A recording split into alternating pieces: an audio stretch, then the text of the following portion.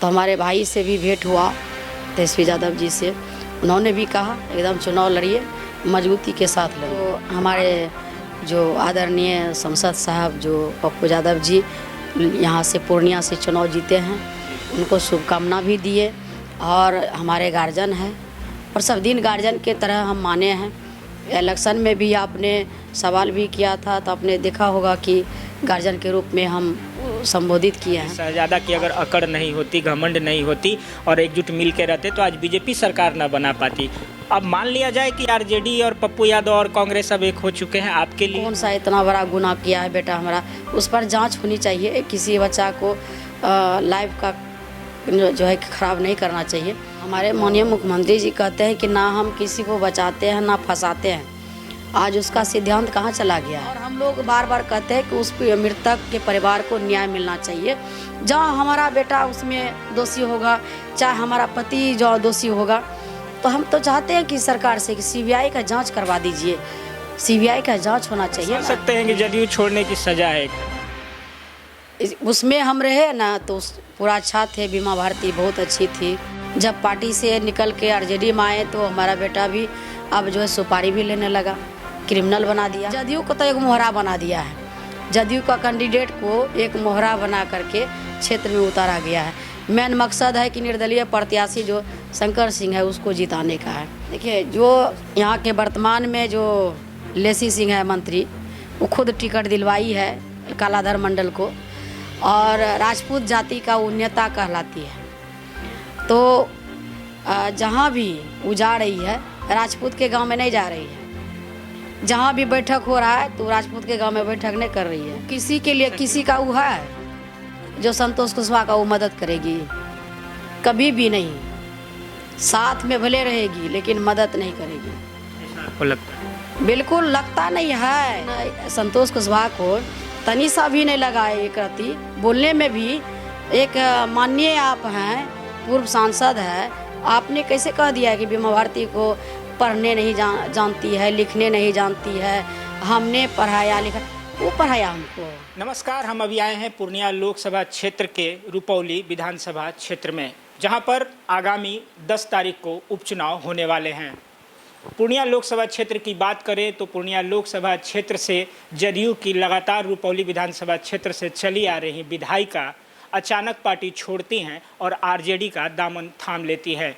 वहीं आरजेडी से लोकसभा प्रत्याशी का टिकट लेकर पूर्णिया में अपनी किस्मत आजमाती है। हालांकि लोकसभा चुनाव के बाद जो परिणाम आते हैं वो इनके प्रतिकूल होते हैं। अभी बीमा भारती रुपौली विधानसभा क्षेत्र से दोबारा आरजेडी के टिकट पर विधायिका का चुनाव लड़ने वाली है। जो सीट खाली हुई थी इन्हीं के कारण दोबारा ये पुनः रुपौली विधानसभा क्षेत्र से आरजेडी के टिकट पर चुनाव लड़ रही हैं। अभी हम रुपौली में हैं और पूर्व विधायिका बीमा भारती जो आरजेडी की नेत्री हैं हमारे साथ बात करने वाली हैं। आइए हम जानते हैं किस तरह का चुनावी माहौल है। मैम, आपका आवाज़ 24 न्यूज़ में स्वागत है। सबसे पहले आवाज़ 24 न्यूज़ के दर्शक आपसे जानना चाहते हैं कि लोकसभा चुनाव अभी अभी ख़त्म हुआ है और ये जो है उपचुनाव हो रहा है आपके इस विधानसभा क्षेत्र में, किस तरह का अनुभव रहा लोकसभा में? देखिए, जब चुनाव लोग हारते हैं तो सीखने के लिए मिलता है। तो सीख मिला कैसे लोकसभा लड़ते हैं, कैसे विधानसभा तो लड़ ही रहे हैं और इसका तो विधानसभा का तो अनुभव है ही। लेकिन लोकसभा में जो हमको जितना करना चाहिए था उतना समय नहीं मिल पाया। जितना हम जनसंपर्क बना सकते थे उतना नहीं हो पाया, और क्योंकि कम समय मिला था और इसलिए हुआ। पहली बार आप लगातार विधायक रही हैं, राजनीति का तो अनुभव रहा ही है, लेकिन जदयू के टिकट पर आपने ज़्यादा बार यहाँ से विधायकी का चुनाव जीता है। अचानक आप आरजेडी से आए, सिंबल का भी मामला देखने में आया कि कई जगह आपको तो लोग वोट किए लेकिन तीर पर निशान चला गया। क्या लालटेन को आप प्रोजेक्ट नहीं कर पाई लोकसभा में उस तरह से, क्या लग रहा है? मेरे विधानसभा में जो जदयू को जो लीड हुआ वो मेरा ही वोट चला गया। उसमें सबको समझ में आ रहा था कि ना बीमा भारती का तीर है, इसीलिए सब महिला सब जो है यही बोल करके जो है कि उसमें दे दिया। और कितना जो है ना जितना जदयू के लोग थे वो सब भी कन्विंस कर दिया कि ना वही छाप है उसका। तो लोग को जो है विधानसभा में, खास करके अपने विधानसभा में हम उतना घूम भी नहीं पाए, लोग को अपना छाप बता भी नहीं पाए क्योंकि समय का अभाव था। 6 विधानसभा था, घूमना था। तो जब हम क्षेत्र में जब घूम रहे हैं अभी तो जितने भी हमारे महिला सब थे कार्यकर्ता, जो बुजुर्ग सब महिला है, वो रो रही थी कि हम आप तोरा वोट दिलिए कैसे हारी गेल हो। पूरा मैंने रो रही थी। से कौन चीज में चाची दिल रहो वोट, तीर में दिल रहिए तो रह दिल रही। सब बोल कि ओकरेज के छाप। अब हम सब जानी गलिए कि तोरा लालटेन छाप छे, सब लोग गांव में बोल रहे। तो इस तरह से लोग कह रहा है, तो सब लोग समझ रहा है कि अब जो है कि लालटेन छाप हो गया, बीमा भारती का छाप अब लालटेन छाप है। लालटेन छाप हो गया है। चुनाव आपने हारा, लेकिन एक चीज़ तो है कि आप भी एक नेशनल फेस के रूप में आई। पूर्णिया हॉट सीट माना जा रहा था, खास करके पप्पू यादव को लेकर के।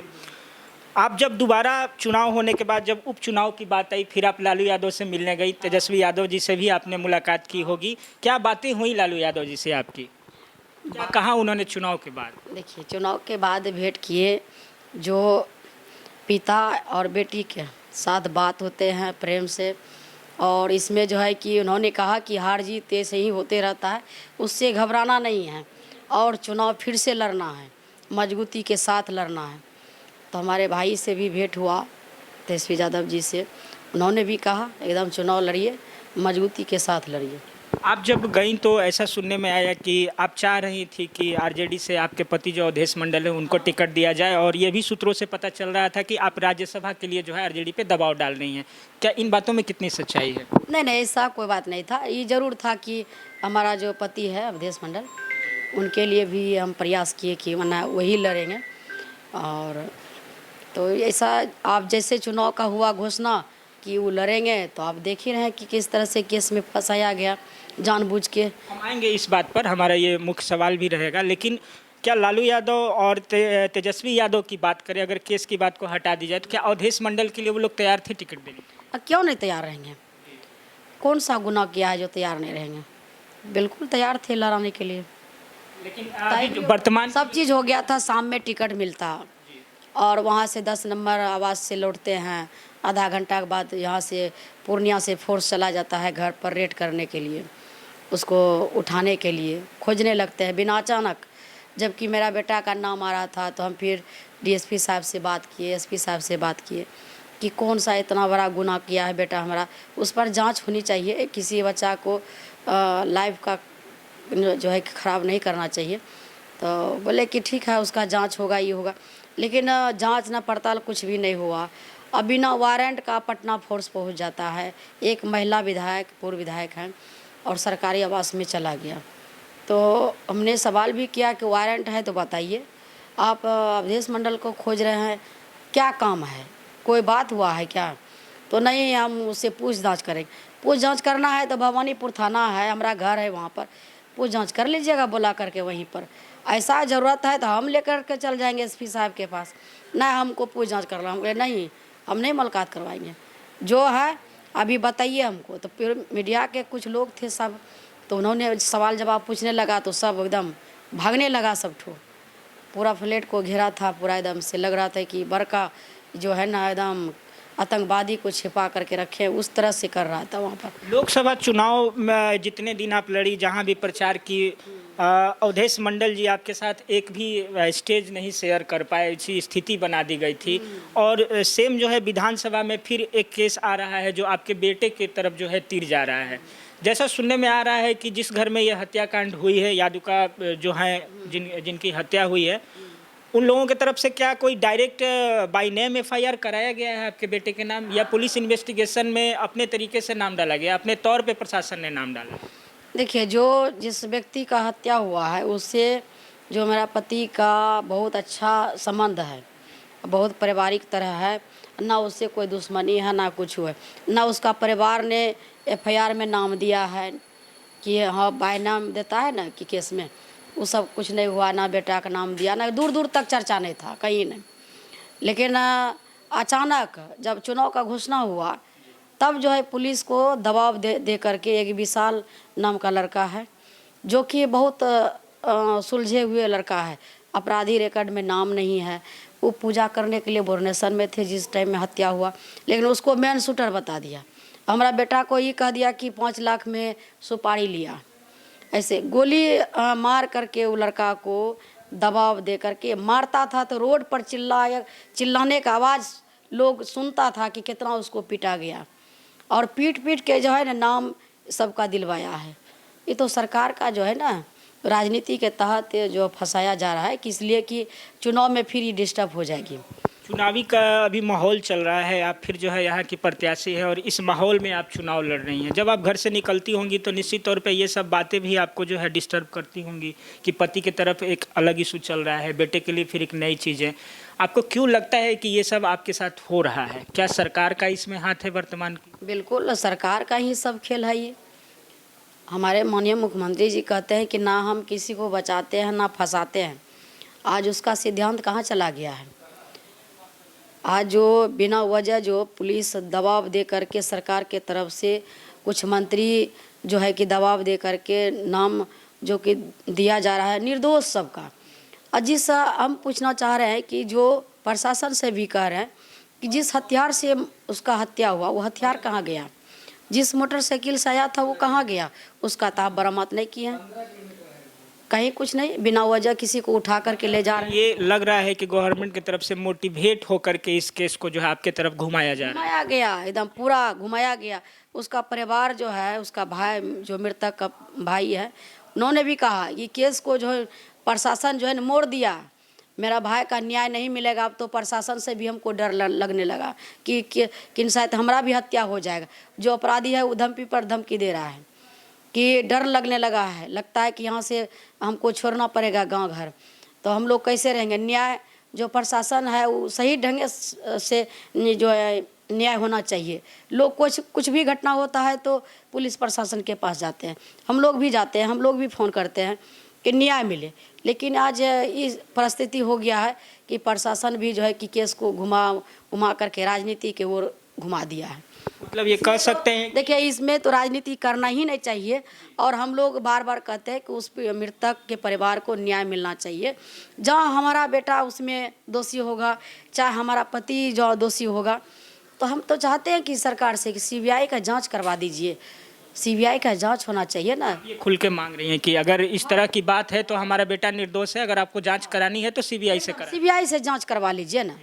जिस दिन हत्या हुआ था हमारा पति जिस अवस्था में थे उसी अवस्था में दौड़ के गए, बाजार बंद किए, सब कुछ किए। हमारा बेटा जो राजा है जिसका नाम फंसाया वो हमारे साथ में गए, वहाँ पर पोस्टमार्टम होकर के आया, तब वहाँ पर रहे, बैठे, बात किए उस परिवार से।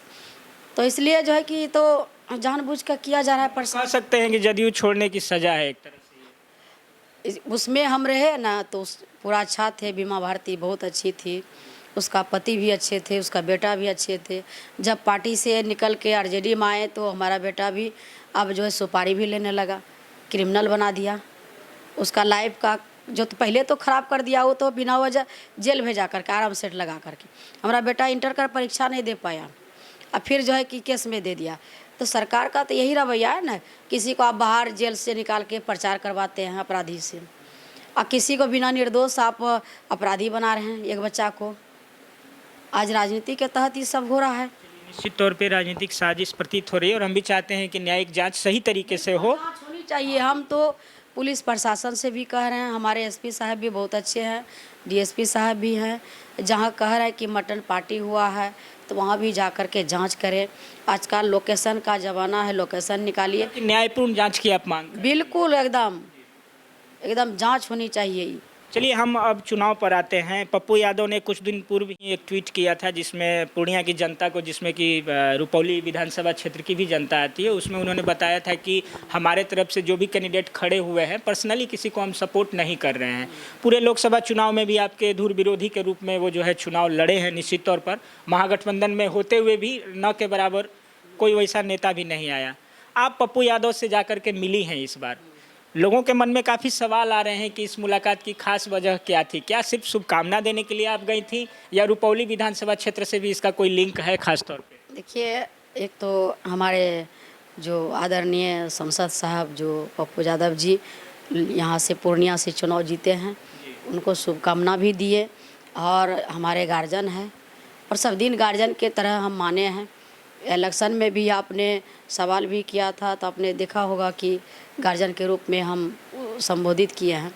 आज उपचुनाव है और उन्होंने जो है कि आश्वासन दिया कि नहीं हम मदद करेंगे, क्योंकि वो भी गठबंधन में हैं और हम भी गठबंधन में हैं, तो दोनों मिल कर के चुनाव लड़ेंगे रुपौली। ये गठबंधन धर्म लोकसभा चुनाव में क्यों नहीं दिखाई दिया? देखिए उस टाइम देखिए चुनाव का जो लोकसभा का था, हमको भी पार्टी से टिकट मिला, वो भी लड़े, दोनों लड़े। इसमें तो देखिए ये राजनीति है, ये राजनीति में जो है कि बाप भी लड़ते हैं, बेटा भी लड़ते हैं, इसका मतलब नहीं है कि उससे दुश्मनी हो गया। राजनीति अपना जगह है, पारिवारिक अपना जगह है, तो इसलिए जो हमारा जो पारिवारिक रिश्ता है वह उन्होंने निभाने। तेजस्वी यादव, लालू यादव के बारे में इधर रिसेंट जीतने के बाद पप्पू यादव ने बयान दिया कि शहजादा कह के तेजस्वी यादव को उन्होंने डिनोट किया। अगर कहा कि शहजादा की अगर अकड़ नहीं होती, घमंड नहीं होती और एकजुट मिल के रहते तो आज बीजेपी सरकार न बना पाती। अब मान लिया जाए कि आरजेडी और पप्पू यादव और कांग्रेस अब एक हो चुके हैं, आपके लिए? बिल्कुल, सब अभी सब एक है, सब लोग मजबूती के साथ चुनाव लड़ रहे हैं और चुनाव लड़ेंगे और फिर 2025 में भी मजबूती से लड़ेंगे। क्या आरजेडी की तरफ से भी कोई निर्देश था कि आप जाइए पप्पू यादव से मिलिए, आप उनसे सपोर्ट लीजिए? देखिए निर्देश तो नहीं था, लेकिन फिर भी हमारे गार्जियन है, अभिभावक है, एमपी है, हमारे यहाँ का सांसद है, तो हम गए मिलने के लिए।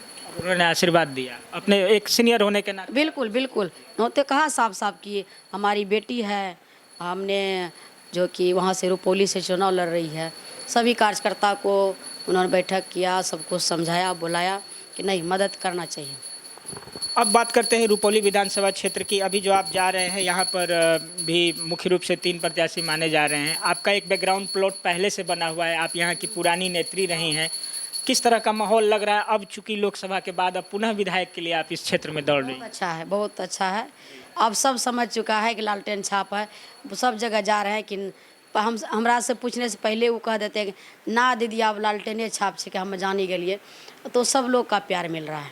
सबका प्यार। किसी से कंपटीशन मान रही हैं, जदयू से या किसी से? किसी से नहीं है। जदयू को तो एक मोहरा बना दिया है, जदयू का कैंडिडेट को एक मोहरा बना करके क्षेत्र में उतारा गया है। मेन मकसद है कि निर्दलीय प्रत्याशी जो शंकर सिंह है उसको जिताने का है, तो उसको तो इस तरह से टारगेट किया गया है। आपको क्यों ऐसा लगता है कि जदयू शंकर सिंह को जिताने के लिए कैंडिडेट उतारेगा? देखिए जो यहाँ के वर्तमान में जो लेसी सिंह है मंत्री, वो खुद टिकट दिलवाई है कालाधर मंडल को, और राजपूत जाति का वो नेता कहलाती है, तो जहाँ भी वो जा रही है राजपूत के गांव में नहीं जा रही है। जहाँ भी बैठक हो रहा है तो राजपूत के गांव में बैठक नहीं कर रही है। ऐसा क्यों नहीं कर रही है? जब आप नेता है उस जाति का वोट दिलवाइए ना कलाधर जी को, उस गांव में ले जाइए, घुमाइए, राजपूत के गांव में ले जाइए, वोट दिलवाइए उससे। मतलब आप ये कहना चाह रही कि जदयू कैंडिडेट को जदयू की ही नेत्री और मंत्री हरवाना चाह रही? बिल्कुल, वो कैंप की है, तो हम तो कह रहे हैं कि जाइए, ले जाइए, राजपूत के क्षेत्र में ले जाइए, उसके गांव में ले जाइए, उसके गांव में जाके बैठक करिए, जदयू के लिए वोट मांगिए, तब ना बुझेंगे कि आप पार्टी के लिए काम करने आई है। जदयू में टूट है यहाँ पर, इसका मतलब आप ये कह रही हैं जदयू में टूट है यहाँ पर? बिल्कुल टूट है। आप जो है कि आप क्षेत्र में भी पूछ लीजिए, डेमी कैंडिडेट के तरह जो है कि उसको बना दिया है, डेमी कैंडिडेट घोषणा हो गया। सबसे पूछिए, वो कहेगा कि वो कलाधर तो डेमी कैंडिडेट है, उसका जीतना तो शंकर सिंह का मकसद है, उसको जिताना। क्या इस तरह की सूचना लोकसभा में भी आपको लगी कि संतोष कुशवाहा के लिए लेसी सिंह उतना मेहनत नहीं की जितना करना चाहिए? वो किसी के लिए किसी का वो है जो संतोष कुशवाहा का वो मदद करेगी? कभी भी नहीं। साथ में भले रहेगी लेकिन मदद नहीं करेगी। ऐसा आपको लगता है? बिल्कुल लगता नहीं है। आज जो है कि रुपौली से भी आरजेडी से हम आ गए, चुनाव लड़े, तब भी जो है कि हम आरजेडी में ये जदयू में इतना अच्छा से हम बना के सजा के रखे थे, आज उसी का देन है कि उसको वोट मिला। लेकिन संतोष कुशवाहा को तनी सा भी नहीं लगा एक रत्ती, बोलने में भी। एक माननीय आप हैं, पूर्व सांसद है, आपने कैसे कह दिया कि बीमा भारती को पढ़ने नहीं जानती है, लिखने नहीं जानती है, हमने पढ़ाया लिखा? वो पढ़ाया हमको। नीतीश जी ने भी तो यही कहा था स्टेज। नीतीश कुमार बोलेंगे तो मानेंगे, वो गार्जियन है मेरा, वो अभिभावक है, माननीय मुख्यमंत्री है बिहार का, सम्मान करते हैं। लेकिन आपको कौन अधिकार दिया है बोलने के लिए? हमारा क्षेत्र का जनता बोलेंगे तो मानेंगे। हमारा रुपौली का जनता ने यहाँ से निर्दलीय से जिता के विधानसभा भेजने का काम किया है। उन्होंने हमको बोलने सिखाया, सब कुछ सिखाया हमारा रुपौली के जनता ने। वो जहाँ कहेंगे तो हम मानेंगे कि नहीं हमारा रुपौली की जनता बोल रही है। उसको कौन अधिकार दिया बोलने के लिए? निश्चित तौर पे मतलब कि ये एक पैटर्न पे चल रहा है कि हर लोग आपको जो है डाउन करना चाह रहे हैं इस स्थिति में। माने कि क्या वो साबित करना चाहता है? एक अति पिछड़ा का बेटी है तो आप इतना जलील करिएगा, उसका जवाब तो आपको मिलेगा फिर आने वाला चुनाव में। जिस तरह से जो है ना आपका जो घमंड था ना, वो घमंड जनता ने चूर किया। ये चुनाव जितना इसलिए भी आपको जरूरी है कि फिर 25 में तो पूरे राज्य का जो है विधानसभा चुनाव होने वाला है कंप्लीट, फिर आपको चुनाव में आना पड़ेगा। लगातार चुनाव को आप फेस कर रही हैं स्टेप बाय स्टेप। क्या मतलब आपको लगता है कि आप थकती नहीं है? डायरेक्ट लोकसभा, फिर भी अभी उपचुनाव हो रहा है और फिर अभी 25 में आपको विधानसभा होने, आपको पता है कि खड़ा होना है। क्या इतना एनर्जी का रीजन क्या है? जनता का स्नेह प्यार है। रुपौली का जनता ने इतना ताकत दी है कि आज उसी का ताकत पर जो है ना हम थकते नहीं हैं और जनता का सेवा करते रहते हैं। लोकसभा चुनाव से मिले कोई 2 फायदे बताइए लड़ने पर। देखिए, चुनाव में लोकसभा का चुनाव जो लड़े हम, तो बहुत सारा जो है कि जो अनुभव नहीं था वो भी हुआ, महसूस किए। अब विधानसभा का तो लगातार जीत ही रहे हैं ही, तो बहुत कुछ नेशनल फेस तो बीमा भारती बनी है, नेशनल फेस भी बनी है। हाँ बिल्कुल, आप सबके चैनल के माध्यम से जितने भी हमारे चैनल के जो मीडिया के लोग आए थे सभी ने इंटरव्यू लिया, बहुत अच्छा से चलाया भी। एक अति पिछड़ा को बेटी को एकदम दिखाने का काम किया, तो सबको भी धन्यवाद देते हैं। उन्हीं का स्नेह प्यार सभी का मिल रहा है, जो इतना एनर्जी मेरा जो है मिल रहा है, जो घूम रहे हैं। इस चुनाव में क्या कोई नेता खास तौर पे आरजेडी की तरफ से आने वाले? मेरा भाई जो है कि आदरणीय तेजस्वी जी वो भी आएंगे, मुकेश सहनी जो हमारे बड़े भाई हैं वो भी आएंगे। हाँ, सब लोग तो क्षेत्र में घूम रहे हैं, सभी लोग आ रहे हैं और हर पंचायत में जा रहे हैं। पति और बेटा को तो जरूर मिस करती हूँ। बिल्कुल, एक माँ बच्चा का तो ज़रूर याद करेंगे ही, और लेकिन अभी हमको संघर्ष करना है। जीवन में संघर्ष ही बहुत बड़ी चीज़ होती है।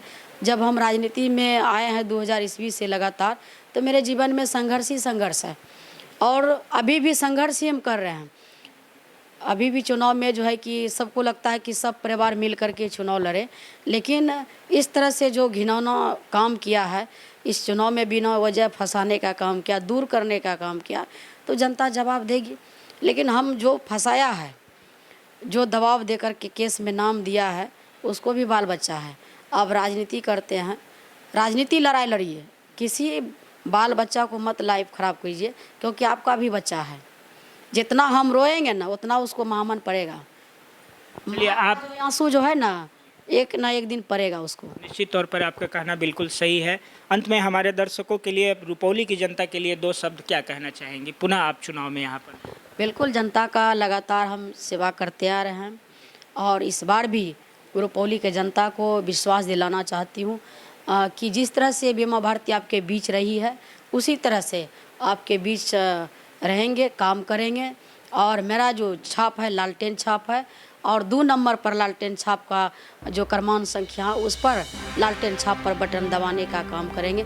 सब जनता से यही अपील करेंगे, वोट देंगे तभी हमारा जो न्याय होगा। जो हमारे बच्चा को फंसाया, मेरा पति को फंसाया है, आप वोट दे करके उसको जवाब देने का काम करें।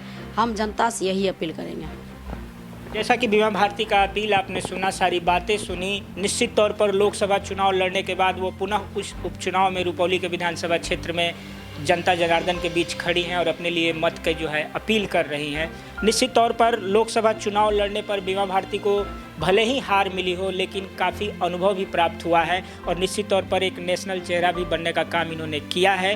निश्चित तौर पर बीमा भारती के लिए हम ये कह सकते हैं कि एक महिला, फिलहाल इनके बेटे और पति दोनों पर केस चल रहे हैं और उनके साथ चुनाव प्रचार में वो मौजूद लगातार नहीं है। इसके बावजूद भी हम ये मान सकते हैं कि बीमा भारती एक जुझारू महिला नेत्री है।